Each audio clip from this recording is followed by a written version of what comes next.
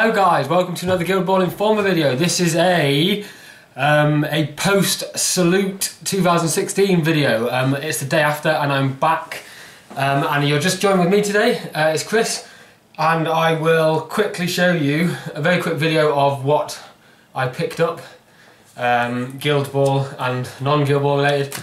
Everybody obviously knows it's the dawn of Season 2. So the rulebook was out yesterday and it has all of the Season 2 veterans and mascots and captains. So everybody now will probably be aware. If you don't want to know, if you are waiting for the rulebook yourself, then switch off now, because I'm going to go through and just very briefly tell you who they are, show you the artwork, show you some of the cards, and also specifically look at, very quickly, at the Hunters Guild. I know that Guild Ball Tonight have released a Salute episode talking about the Hunters. I also know WCWW have done a match report with Steve and Chris playing with the Hunters and Morticians, so go and check those guys out if you've not listened to them already.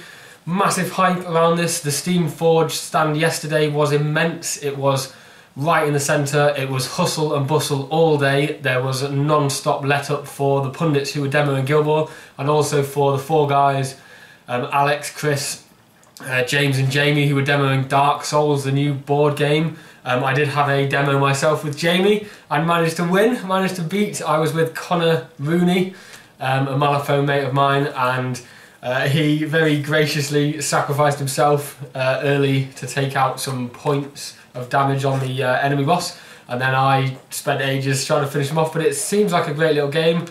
I'm not a Dark Souls fan, so I've never played the video game, but it was engaging enough anyway, just from a board game, so check that out. It's out on Kickstarter later this year. So that should be good. But on to the stuff that I got up to yesterday. So, firstly, a bit of terrain. As people, I don't know whether people have been to Salute, you may see some video logs coming out. There's loads of supplies, terrain and stuff, and I actually picked up some foreground stuff. So this is pre-painted terrain. You may have seen on my hobby blog recently that I've started Infinity. So these are crates that are pre-painted, shipping container crates. I've actually got my favourite one for myself is a yellow skip. So I'm going to build them, pull them together. It just saves a bit of time because they're all painted. They are obviously a little bit more expensive because of that, but they're just MDF. So they're pretty cool. I actually got some for a friend of mine, Justin. So Justin, you'll be getting these soon. So that's the terrain that I picked up. I also bought into a new system. So I have picked up some Bushido. So I went with three friends of mine, James, Brad and Matt, and we were looking for a new system to buy into, and we've all jumped headfirst into Bushido. So I actually picked up 8 ninjas. How cool is that? So Bushido is like an oriental style skirmish game. They've got a spin-off board game that they've recently brought out. It's been going for a couple of years, 4 or 5 years. It's been on my radar for a while. What's not to like? Oriental ninjas, samurai sort of things. Has a lot of similarities to other sort of skirmish miniature games. So that's a cool thing. It's got a really nice dice mechanic. I had a demo yesterday. I watched the demo yesterday and then dived in. So I've got 8 ninjas that I can play as a faction, and then my 3 friends bought starter sets and rulebooks, so we've all got the rulebook. So I'm actually going to do, not sure how I'm going to do it yet, but I'm going to do a new YouTube series, probably titled something like Trials of the Michi. So one of the main religions in the Bushido fluff is the Michi, and it's going to be sort of a hobby blog slash battle report, learning intro video following the progress of me and my 3 mates. Me and Matt live locally, so we'll probably try and get some content out every week or so, but then the other 2 live around the UK, so that might be a bit more sporadic, but hopefully they'll be able to send me some images and stuff of the things that they're painting. We've set a painting challenge to have all the stuff we bought at Salute painted by the end of May, so hopefully we'll be able to stick to that and get some games in.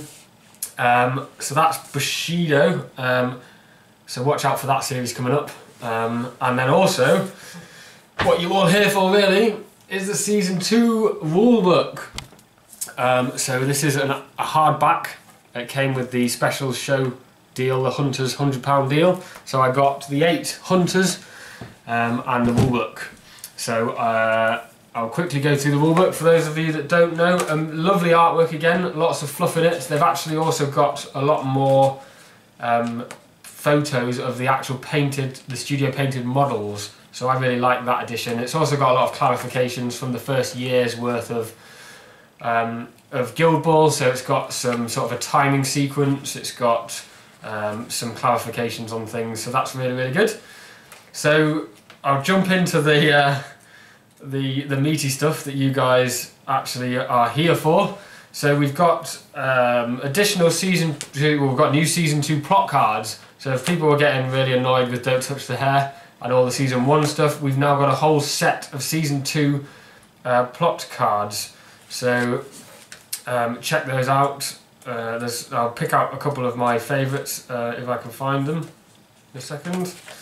Page 40, I think. So my favourite one is One Touch Football. So requirement: a friendly model receives a successful pass and does not use a teamwork momentous action. The reward is the friendly model may immediately make a pass without spending influence. So it's kind of a chain pass. It's like, so that's really cool. Even the model passing it can receive the ball back again, which is pretty cool. Or you can pass it then on to another one. You can string a couple of passes together and maybe end with a snapshot or something. I can see particularly good with maybe the footballing teams, obviously the Fish, the new Pin Vice Engineers. There's a few veteran season 2 models that are football orientated. I'm looking at you Brewers, so I can see a nice MASH Brewer Spigot, veteran Spigot, which we'll come on to.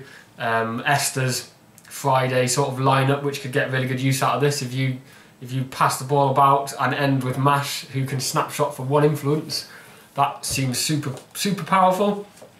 Also, a couple of cool football related ones. Tracking back: if one of your models ends within 4 inches of a goal post, they get goal defense till the end of the turn. So +1 target number to shoot. So I could see things like Brick would be awesome with that. Just being able to sort of nudge him sideways when he's within the goal anyway. That's pretty cool. Give as good as you get, I really like. You get plus, so I think Jack at the moment, there may be another model that has the ability to get +2 tack when they counter attack. Well, this is a plot card that gives the same thing. So when you declare a counter attack, you get +2 tack if you play this plot card. Coupled with Jack, he'll get +4 tack on a counter attack, which is pretty cool, but it does it for everybody else. So if you really need to keep that ball or you want to tackle somebody running past, that's a really cool one to play. So there's a couple of flavour. Go and read them all. It does add a much more depth to the game. But let's move on. I'll leave the Hunters. I'm sure they'll be discussed in turn. I'll touch on them quickly because I was involved with playtesting them. But the veterans and the captains. So most people will have seen the art for Smoke, but we can now see all of the stats for Smoke. I won't go through the stats, there might be future videos on this, but I'll just tell you what the veterans are and the mascots. So the new mascot for the Alchemists is a snake. It's a viper called Nadja, the venomous viper. So he looks pretty tasty, works very well with Venin. So Venin is the season 2 model that you'll already all know about, but he gets assist Venin, so if he attacks somebody that Venin is engaged with, he gets +1 attack and +1 damage. So I think there's a bit of a theme running through the season 2 mascots, that they do seem like they have maybe a little bit more use than the season 1 ones from first looking, but a lot of synergy with the season 2 models, which you'd expect. Season 2 captains, season 2 veterans, season 2 additional players. So we've got Venom, which you've seen, and then the veteran for Alchemists is Catalyst. So veteran Catalyst is on a 50mm base, so it's just a massive hulking mutated Catalyst. The main thing that I like from his card, from looking at it, is that every turn he deteriorates, so he takes 4 damage himself every time he activates. So he is like a hulking mess that's like killing himself, which is pretty cool. He's pumped full of poison or something. So I think the key for him would be to try and shut him down, burn him, make him blind so he can't move, just keep him pinned down so he can't get in the action, then he keeps damaging himself. He does have 29 hitboxes, so it is going to take a while for him to kill himself, but that's pretty cool. And his heroic play is, if he's about to take somebody out, he can do this heroic play, which will give the team a +2 VPs when he takes the model out, but it also means that he basically commits suicide. So he'll kill himself by killing the other model and then gives you an extra 2. So you're giving your opponent 2 VP, but you're also getting 4 in return. So it'd be quite a good late game when you just need 4 to win, or just for a bit of a laugh. It's cool. So there, and we've seen Compound, that's also in the book, that's been out a while now. So Brewers, we've seen Esther's, who's been out a little while. Their mascot is called Quaff, who is a dog, a St Bernard's, and his ability, Jay Finnegan will be pleased with this. It's called Bag of Quaffers, so I think that was Jay's idea. So like Bag of Coffers, this is Bag of Quaffers because it's Quaff, and this gives, you can give a non-captain model +1 attack within 4. So that's quite cool, obviously, for Brewers who already have short playbooks. Giving them an extra attack is ace. So he's quite cool, I quite like him. And has loved creature because everyone loves a dog. We've seen Mash as well, so Mash is in there. And then there, the Brewers veteran is Spigot. So Spigot has sobered up, it seems. So he's a football legend, so he's gone sort of back to his glory days. So he's sobered up, he's become an all-out footballing god. He has loads of abilities that trigger when he's in possession of the ball. So one called Match Fit, he gets extra movement, +2/+2 move, which takes him to 7-inch, 10-inch move. He's got Paint on your boots, so while within 8 of the edge, he gets poised like Sakana has, so he gets to counter-attack for free. And also his heroic play, and he also gains close control. He's also got close control, sorry, so it's hard to take the ball off him. And his heroic play, back to his best, this model gains +1 defense, so he's 3s to start with, so that's a 4 defense. But the cool one from that is, while in possession of the ball, this model may make a kick without spending influence. So with Match Fit, where he gets +2/+2 move, and he can then kick without spending influence, you could effectively not have any influence on him, give the ball to him. Maybe he could be cool around your own goal. If you concede a goal, you can pass the ball out to him with no influence. He can then make a jog, which is 7 inches, and then kick the ball 8 inches for nothing, because it doesn't cost an influence, pass it to somebody else. It can couple with, I mentioned the Season 2 plot cards, that'd be quite cool, coupled with the plot card that allows you to make a free pass for nothing. You could get Spigot to pass for nothing, you could then use your plot card to pass for nothing, and then if you've got Mash Position, for example, for Snapshot, he can then Snapshot for 1 less momentum. You can set up a really nice string of stuff. It just adds a bit more unpredictability, I think, to knowing what your opponent's going to do if they have these abilities and these plot cards. And I was really worried, I've mentioned this before on previous videos, that I thought with the introduction of goalkeepers, I was worried that it would hinder the footballing side of Season 2 Guild Ball, and that there was already a prominence in the Season 1 game, from what I saw in my meta and in the tournament scene, that fighting teams did tend to do a little bit better, or those teams that could have a fighting element.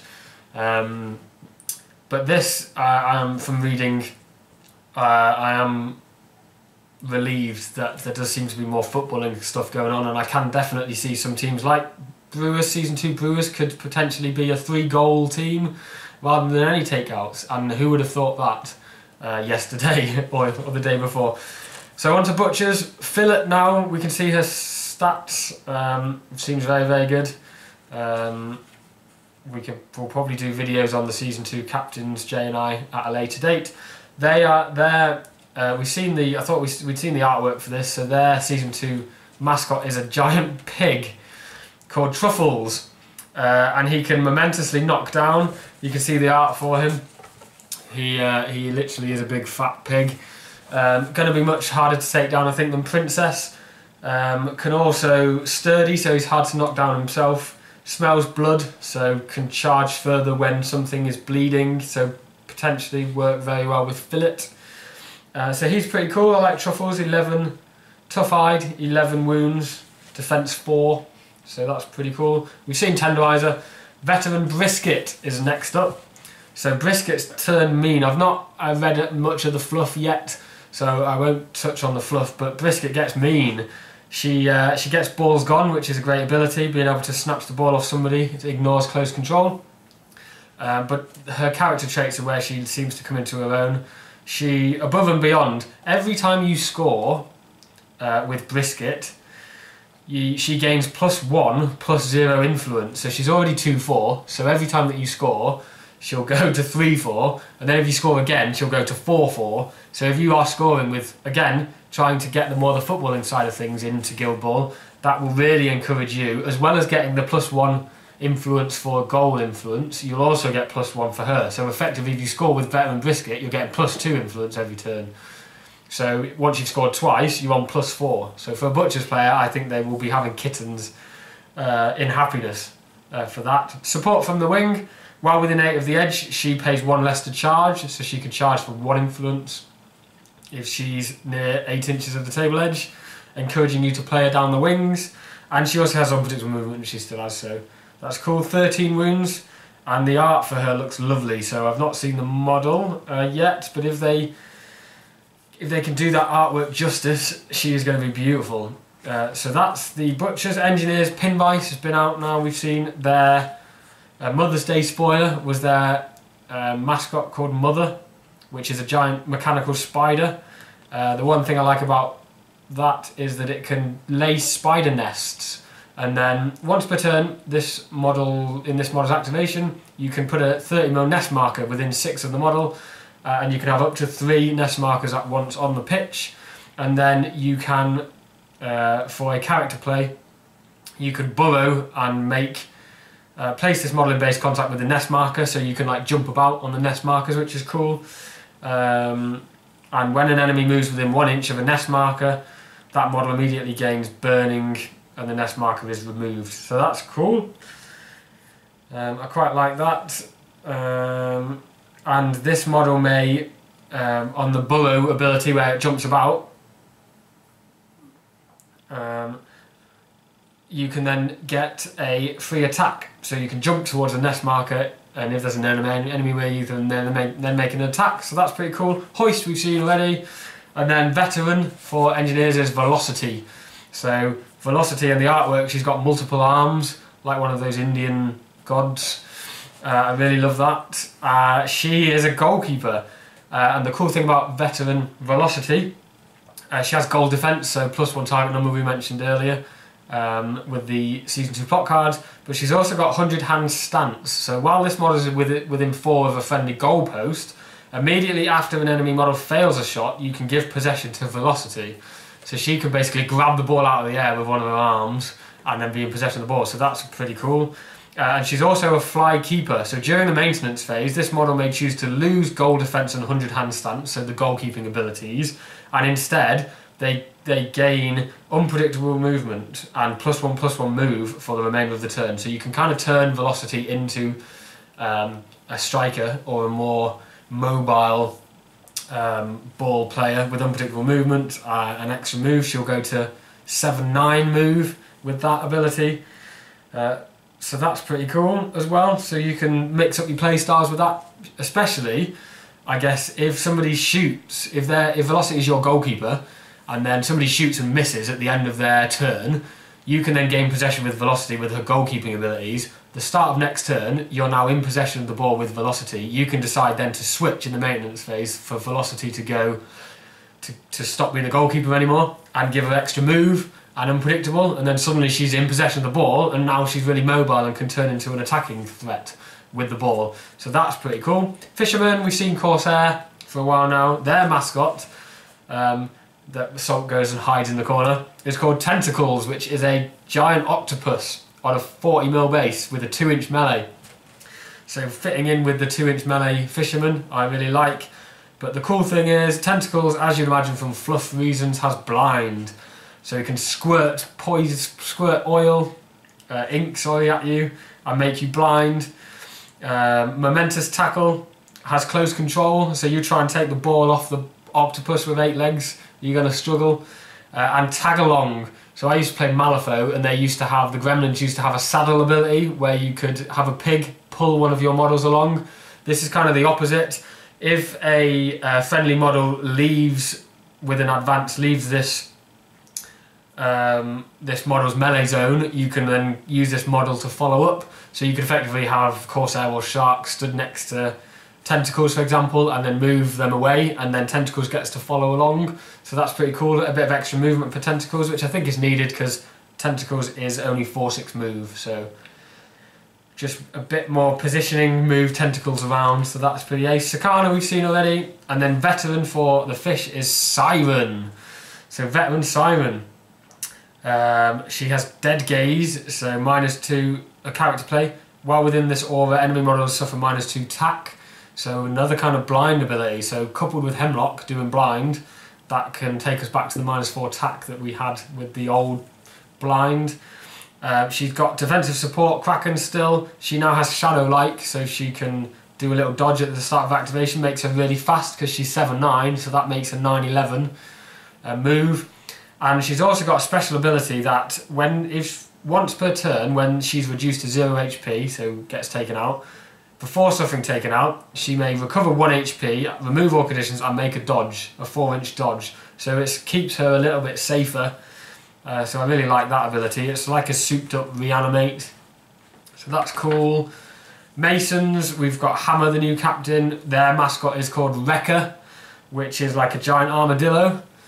The cool thing about Wrecker is he can do a lot of things where he gives up his attacks for the turn but can gain extra movement. So as you can imagine, it like rolls up into a ball and spins and rolls away. So it can turn into an 8-10 move if it foregoes its attack. It's got ramming speed, as you'd imagine, so if it hits anything it knocks them out of the way. And it's got That's Not the Ball, so if you try and make a kick action when you're engaged by Wrecker, you struggle to know which one's the ball, and you get you have to pay an extra influence. So you're paying 2 to kick instead of 1. So that's cool. You boot Wrecker instead of the ball. I quite like that. And then we've seen Chisel. Veteran for them is Harmony. So Harmony has now got a bit of animosity towards Honor, her sister. So you can't gain any buffs from Honor. She has a character play, a team player, so she can take damage for other models within 4 inches. So that's cool, and that's just on all the time.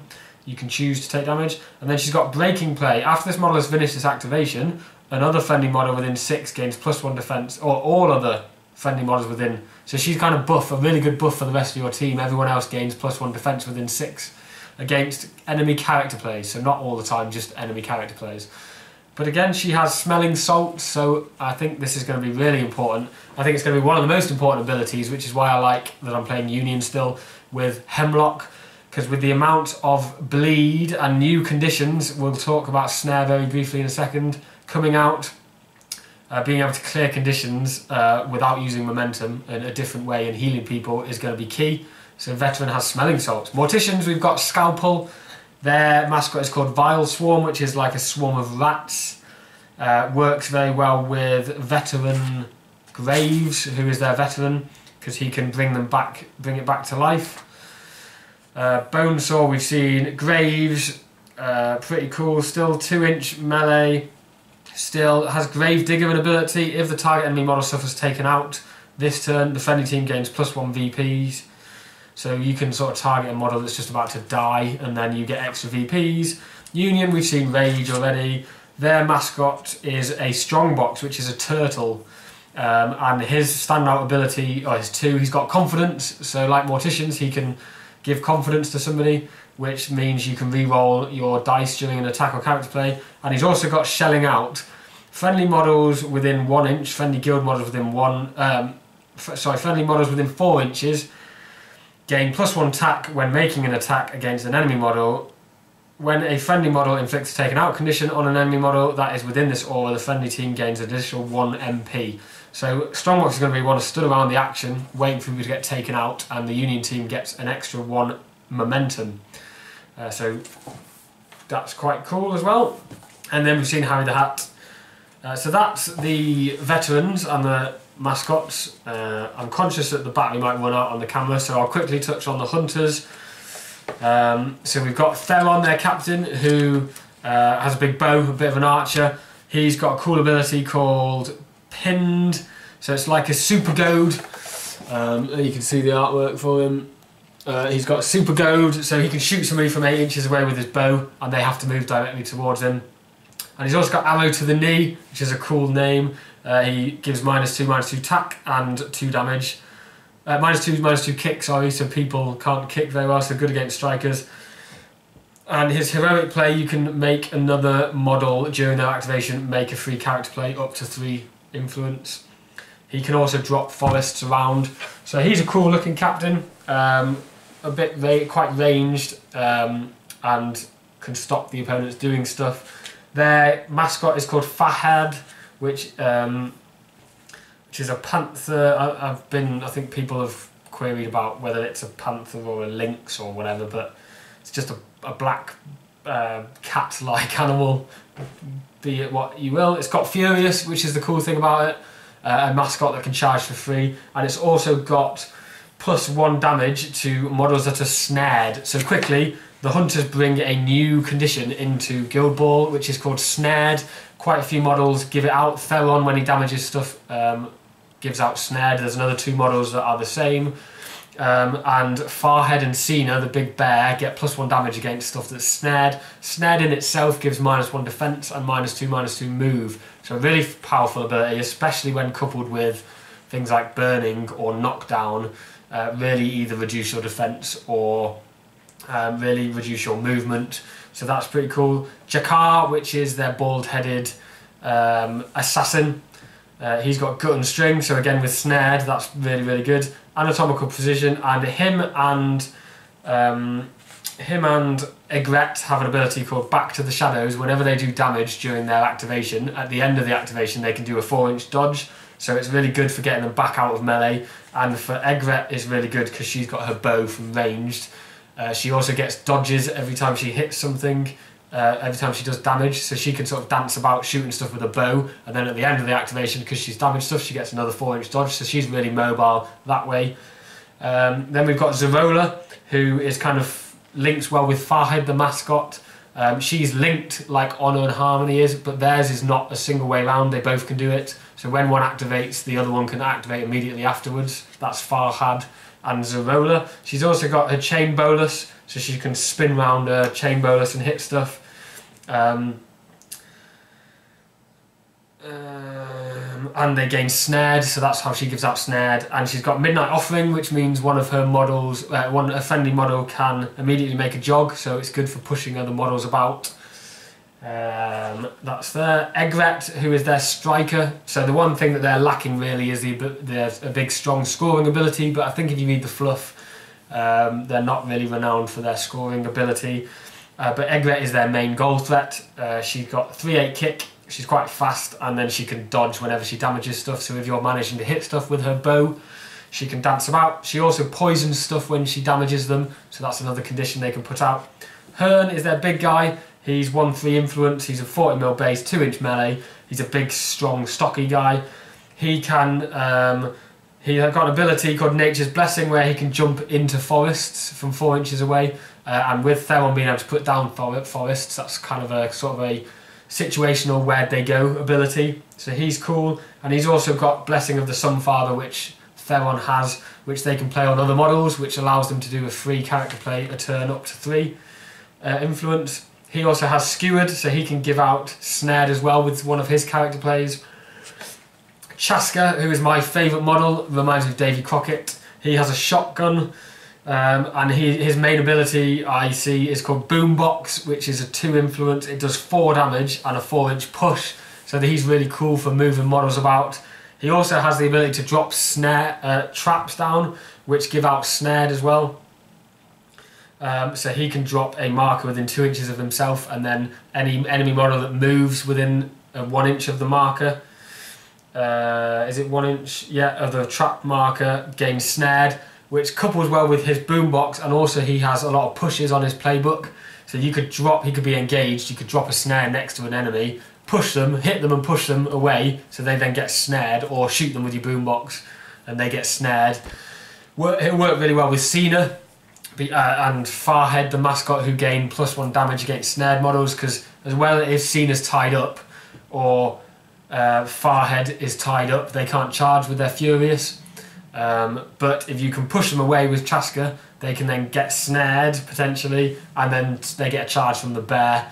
That's going to synergise really, really well. So Cena, the bear, 50mm base, 2-inch melee, tough hide, 21 hitboxes, and has a character play called Bear Hug. Target enemy model suffers 4 damage and bleed. Now it also has a cool ability, character trait called Mob Favourite. If this model uses a character play to inflict the taken out condition, so the Bear Hug, you gain an additional 1 victory points. So he's going to gain 3 victory points if you're bear hugging people to death, which is amazing. He only downside is he's 0-2 influence, so he doesn't bring any influence to the team, but he's a bear, so that's amazing. So that's it, guys. That's a very, very quick rundown of the hunters. I've got my starter box here. I have opened it, so we've got some cool models on the cool cards. So we could do a later one of them built and painted up. I'm going to try and get them painted this week. I am a relatively quick painter, so I'll try and get some out, and then we'll get a match report out. But that's kind of post-Sanu, guys. That's what I'm excited about at the moment. It really has got me excited again. The other cool thing you get in the packs is with Chaska, you get these trap markers on bases, so you don't have to make any yourself. You get 3 of these, and you also get a bigger trap, because there's someone else that can put a bigger trap down. And then my favourite model, I'm really liking that it's a 1-piece. We've got Chaska here, if you can see my favourite model. So there you go, guys. That's another episode here for you from Guild Ball Informer. Please comment, share, like and subscribe, and I will see you next time, but I'm going to be busy. See you soon, guys.